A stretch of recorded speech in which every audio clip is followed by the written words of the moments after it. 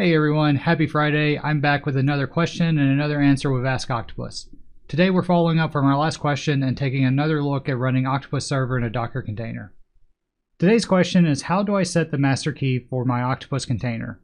This key is important for upgrading your Octopus server or recreating your container, as you'll need it to connect to your Octopus database. Let's look at two ways for getting this key.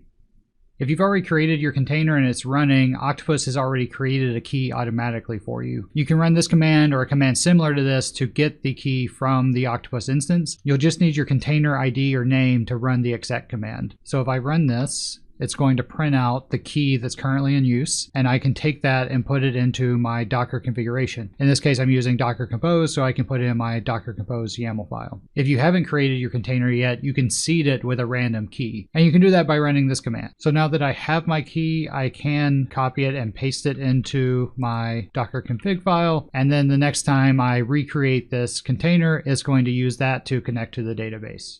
Those are two ways that you can get your Octopus key so that you can put it into your Docker configuration. Remember that you'll need the key to recreate the Docker container hosting your Octopus server. Check the description below for more information. Do you have a question about how to use Octopus? Email advice@octopus.com and somebody from our team will get you an answer. You may even see it on a future episode. Thanks for watching. Happy deployments.